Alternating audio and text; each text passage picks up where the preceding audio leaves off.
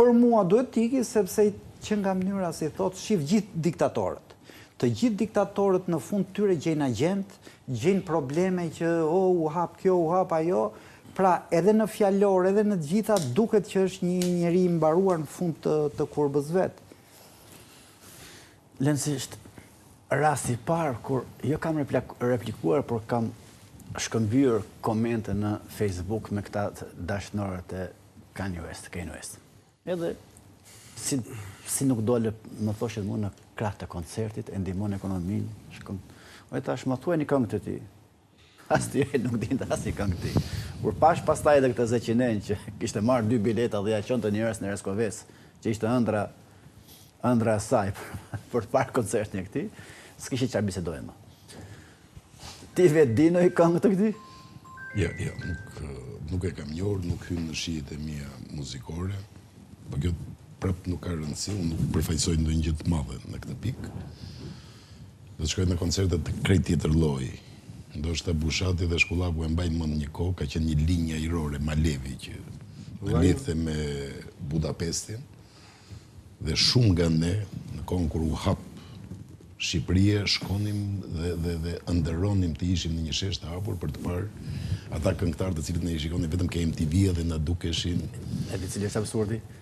Po të shikoj gjithë këta të majtit që Telenor ose MTV këta të majtit që dëgjoj. Në vitet 80, fund viteve 80. Lorenz, po të shikoj këta të majtit që nuk e hapin dot Facebookun me 5 maj, se dita dëshmorëve, se si kemi luftuar gjermanët. Njëherë të shikosh poezitë e Luan Ramës e të Petro Koçit, këta ishin dashnorët më të mëdhenj të këtij neonazistit të ri. Tani. Përpara se të dalë ke koncerti duhet të bëj një gjë që ndoshta është edhe si një lloj përmbledhje.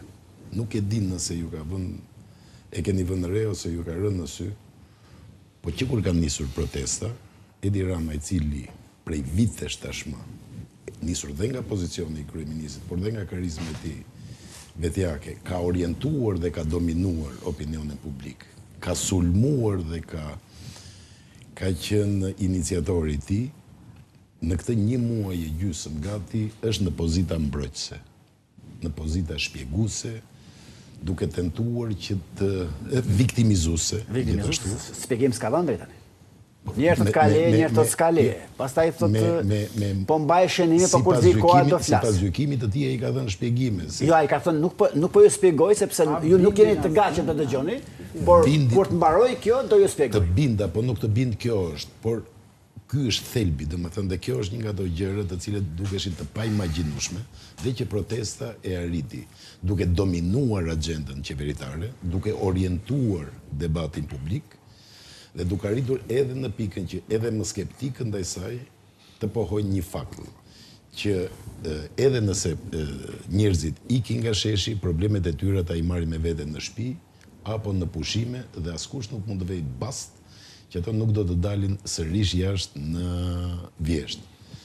Ndaj, ajo çka duket si fitore e parë e pjesshme, tërheqje e kështu, është vetëm një paqe e rreme dhe është vetëm çështje e kohë që palët sërish të ballafaqohen dhe kryeministri, po them edhe një herë, tashmë më ngjan i detyruar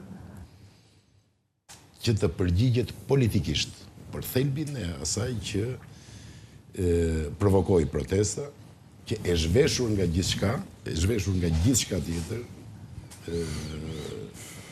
ka një kërkesë themelore, që ka të bëjë me një tokë fjalësh vetëm, sipas meje të pak, me restaurimin e demokracisë në Shqipëri. Me rikthimin e demokracisë në Shqipëri. Si, në çfarë mënyre e tjerë, kjo është tjetër gjë.